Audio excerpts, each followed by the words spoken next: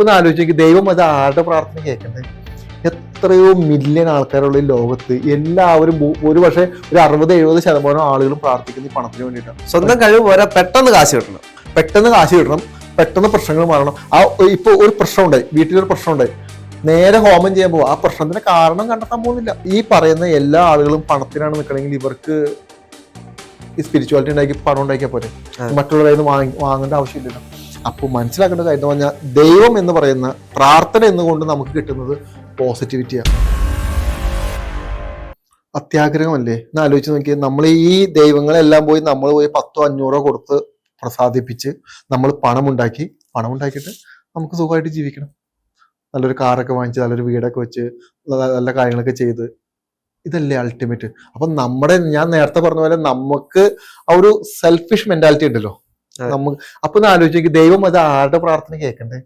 എത്രയോ മില്യൺ ആൾക്കാരുള്ള ഈ ലോകത്ത് എല്ലാവരും ഒരു പക്ഷേ ഒരു 60-70% ആളുകളും പ്രാർത്ഥിക്കുന്ന ഈ പണത്തിന് വേണ്ടിയിട്ടാണ്. ഈ ആളുകളുടെ പ്രാർത്ഥന ഇത് ആരുടെ പ്രാർത്ഥന കേൾക്കും? അല്ല, ഇതിനകത്ത് വേറെ കാര്യമുണ്ട്. ഇപ്പൊ എനിക്ക് 500 രൂപ വേണം, ഇപ്പൊ ചേട്ടൻ എനിക്ക് 500 രൂപ തന്നെങ്കിലേ എനിക്ക് 500 രൂപ വരുത്തുള്ളൂ.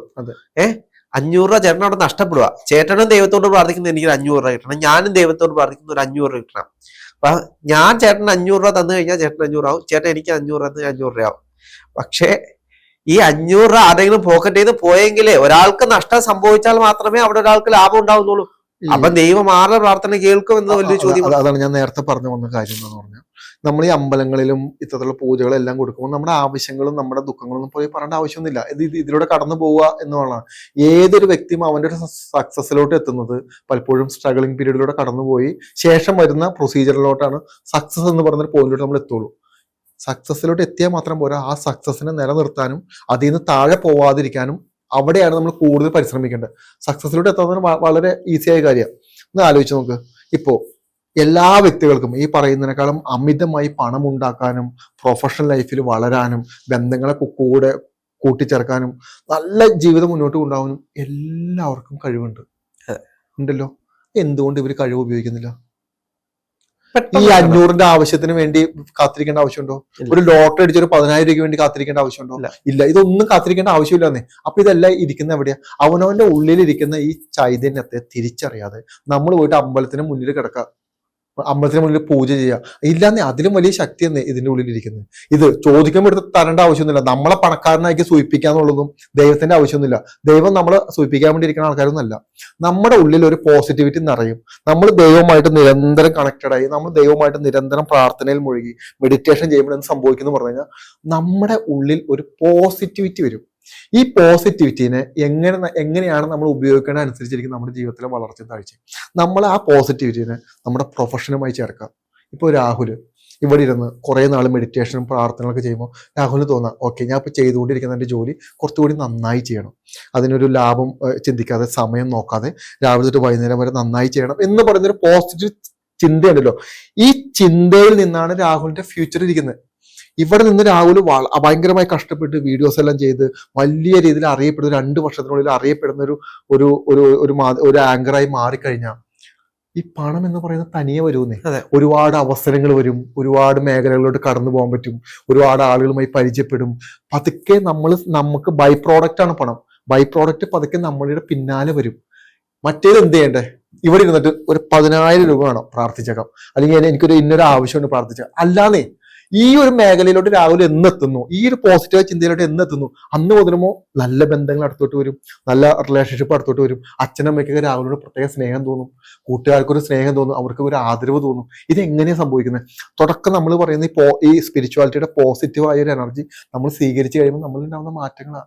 അപ്പം നമ്മൾ കുറെ ക്ഷമിക്കേണ്ടി വരും, നമ്മൾ കുറെ സഹിക്കേണ്ടി വരും, മറ്റുള്ളവരെ മനസ്സിലാക്കേണ്ടി വരും. ഇതെല്ലാം മനുഷ്യൻ ഇങ്ങനെ ആവാൻ പറ്റും. ഇതെന്ത് സംഭവിക്കുന്നത്? അവനവന് കഴിവില്ല. സ്വന്തം കഴിവിൽ ആർക്കും വിശ്വാസമില്ല. ദൈവം തരണം ഈ കഴിവ്. സ്വന്തം കഴിവ് പോരാ, പെട്ടെന്ന് കാശ് കിട്ടണം, പെട്ടെന്ന് പ്രശ്നങ്ങൾ മാറണം.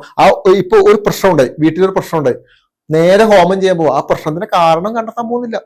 ചിലപ്പോൾ വല്ല സൈക്കിക് ഇഷ്യൂ ആയിരിക്കും, മനസ്സിലായി? ഈ സൈക്കിക് ഇഷ്യൂ അല്ലാതെ ഈ പറയുന്ന ആൾക്കാരുടെ അടുത്ത് പോയി അങ്ങനെയെങ്കിൽ ഈ പറയുന്ന എല്ലാ ആളുകളും പണത്തിനാണ് നിൽക്കണമെങ്കിൽ ഇവർക്ക് ഈ സ്പിരിച്വാലിറ്റി ഉണ്ടാക്കി പണം ഉണ്ടാക്കിയാൽ പോരെ, മറ്റുള്ള കയ്യിൽ നിന്ന് വാങ്ങേണ്ട ആവശ്യമില്ലല്ലോ. അപ്പോൾ മനസ്സിലാക്കേണ്ട കാര്യം എന്ന് പറഞ്ഞാൽ ദൈവം എന്ന് പറയുന്ന പ്രാർത്ഥന എന്നുകൊണ്ട് നമുക്ക് കിട്ടുന്നത് പോസിറ്റിവിറ്റിയാണ്. ഈ പോസിറ്റിവിറ്റിനെ നല്ല രീതിയിൽ നമ്മുടെ ജീവിതത്തോട് ചേർത്ത് വെച്ചിട്ട് നമ്മൾ പോകുന്ന കർമ്മ മേഖല എന്താണോ ആ മേഖലയോട് ചേർത്ത് വെക്കുക. ആ പോസിറ്റിവിറ്റി നമ്മുടെ മുന്നിൽ വരുന്ന എല്ലാ മനുഷ്യർക്കും നമ്മൾ കൊടുക്കാൻ ശ്രമിക്കുക. അവർ തിരിച്ച് ഇങ്ങോട്ട് തരണമെന്ന് നിർബന്ധിക്കുന്നത്, കാരണം അവർ പോസിറ്റിവിറ്റി ഇരിക്കുന്ന ആൾക്കാരാണെന്ന് യാതൊരു ഇതും നിർബന്ധവും ഉണ്ടാവണമെന്നില്ല. നമ്മൾ അങ്ങനെ പോയി കഴിയുമ്പോൾ നമ്മൾ പതുക്കെ വളർച്ചയുടെ പാതയിലോട്ട് എത്തും. തിരിച്ച് എനിക്ക് പണമില്ലല്ലോ, എനിക്ക് ബുദ്ധിമുട്ടാണല്ലോ, എൻ്റെ അപ്പുറത്തെ വീട്ടിലുള്ളവന് കാറുണ്ടല്ലോ, ഞാൻ ഒരുപാട് പ്രാർത്ഥിക്കുന്നതാണല്ലോ, ഞാൻ എപ്പോഴും പള്ളിയിൽ പോയി പ്രാർത്ഥിക്കുന്ന, ഞാൻ എല്ലാ ദിവസവും അമ്പലത്തിൽ പോകുന്നുണ്ട്, എന്തുകൊണ്ട് എന്റെ പ്രാർത്ഥന കേൾക്കുന്നില്ല? ഇല്ല, അതല്ല. അങ്ങനെ ദൈവം നിനക്ക് ഒരുപാട് പണം കൊണ്ട് ഇപ്പൊ ദൈവം പ്രത്യക്ഷപ്പെട്ടിരുന്ന ഒരു 2 കോടി രൂപ എന്ത് ചെയ്യും നമ്മളെ പണം കൊണ്ട്? ഈ കൊടുക്കുന്നവന് എന്ത് യോഗ്യത ഉണ്ടാവും? എല്ലാവർക്കും പണം കൈകാര്യം ചെയ്യാനുള്ള യോഗ്യതയില്ല. ഇതൊരു ലോയാണ്. ഈ ലോ കൃത്യമായ ആളുകളോട്ട് എത്തിയാൽ മാത്രമാണ് അത് കൈകാര്യം ചെയ്യാൻ പറ്റുള്ളൂ അവർക്ക്. അല്ലെങ്കിൽ നമ്മുടെ ആ എനർജി നമ്മൾ ആ ലെവലിൽ സെറ്റ് ചെയ്യണം. ഇതെല്ലാം നമുക്ക് സ്വന്തമായി ചെയ്യാനുള്ളൂ. ഉള്ളിലെ ക്ഷേത്രത്തിനോട്, ഉള്ളിലെ പ്രതിഷ്ഠയോട് പ്രാർത്ഥിക്കുക, ഉള്ളിലിരിക്കുന്ന ക്ഷേത്രത്തോട് പ്രാർത്ഥിക്കുക. നമ്മളൊരു ദേവാലയമാണെന്നുള്ളൊരു ബോധം നമുക്ക് വന്ന പിന്നെ നമ്മുടെ അടുത്തോട്ട് വരുന്ന ആളുകളെയും നമുക്ക് ചുറ്റുമുള്ള സാഹചര്യങ്ങളെല്ലാം നമുക്ക് അങ്ങനെ ഫീൽ ചെയ്യുള്ളൂ. അതല്ലാതെ നമ്മളൊരു ദേവാലയമല്ല, നമ്മുടെ ശരീരത്തെ നമുക്ക് എന്ത് വേണമെങ്കിലും കാണിക്കാം, നമുക്ക് എങ്ങനെ വേണമെങ്കിലും പെരുമാറാം, നമുക്ക് ആരോട് എന്ത് വൃത്തിയോട് വേണമെങ്കിലും കാണിക്കാം. എന്നിട്ട് നമ്മൾ അമ്പലത്തിൽ പോയിട്ട് ഇതെല്ലാം കഴുകി ശുദ്ധിയായിട്ട് അവിടെ പോയിരുന്ന് ഒരു നോൺ വെജ് കഴിക്കാതെ പ്രാർത്ഥനയായിട്ടിരുന്ന് ഭജനായിട്ടിരുന്നാലൊന്നും അതെന്ത് ലോജിക്കാ? ഇവിടെ വരണന്നേ വൃത്തി. ഇവിടെയും നമ്മുടെ ശരീരത്തിനും ഹൃദയത്തിനും വേണം ശുദ്ധി വരാൻ. എന്നിട്ടേ അമ്പലത്തിൽ പോയിട്ട് കാര്യമുള്ളൂ. അപ്പൊ അമ്പലത്തിൽ പോകുമ്പോൾ നമ്മുടെ ഉള്ളിലുള്ള ശുദ്ധിയും അമ്പലത്തിൽ നിന്ന് കിട്ടുന്ന പോസിറ്റിവിറ്റിയും തമ്മിൽ ഭയങ്കര എക്സ്പാൻഷൻ സംഭവിക്കും.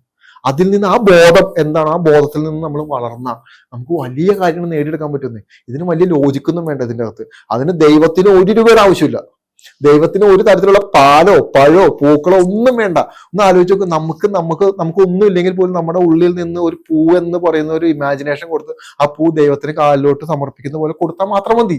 അത് നമ്മൾ പറിച്ചെടുത്ത് കൊടുക്കുന്നതിനേക്കാൾ വലിയ കാര്യമാണ്. അത് നേരത്തെ പറയുന്ന പോലെ ഈ സ്നേഹവും പ്രണയവും എല്ലാം നമ്മൾ പ്രാർത്ഥിക്കുന്ന ദേവതയ്ക്ക് നൽകുക. ദേവത ഒരിക്കൽ ഉറപ്പായിട്ട് നമ്മുടെ പ്രാർത്ഥന കേൾക്കും. പ്രാർത്ഥന കേൾക്കാത്തത് കൊണ്ടല്ല, പ്രശ്നങ്ങളിലൂടെ കടന്നുപോയാൽ മാത്രമേ സക്സസിലോട്ട് നമുക്ക് എത്താൻ പറ്റുള്ളൂ. അല്ലാതെ ചാടി കിടക്കാന്ന് പറഞ്ഞ ഊടായ്പ വഴിയാണ്. പ്രശ്നങ്ങളില്ലാതെ ആർക്കും മുന്നോട്ട് പോകാൻ കഴിയില്ല. പ്രശ്നങ്ങൾ ഉണ്ടെങ്കിൽ മാത്രമേ ജീവിതത്തിൽ മുന്നേറാൻ കഴിയൂ. അതാണ് ദൈവം പറയുന്നത്. അതെ, ഇപ്പൊ ഞാൻ എപ്പോഴും പറഞ്ഞ ഉദാഹരണം ജീസസ് ക്രൈസ്റ്റ്. ദൈവത്തിന് വേണമെങ്കിൽ ദൈവപുത്രനായിട്ടാണ് പറയപ്പെടുന്നത്, ഒരു മഹായോഗിയാണ്. അദ്ദേഹത്തിന് വേണമെങ്കിൽ നേരെ ഭൂമിയിൽ പ്രതിഷ്ഠിച്ച് വലിയൊരാളാക്കി കുറെ ഫോളോവേഴ്സിനാക്കി പുള്ളിനെ ഇപ്പൊ നോർമലി ഗുരുക്കന്മാര് ദേവതമാരൊക്കെ പോകുന്ന പോലെ വേണമെങ്കിൽ പോവാം.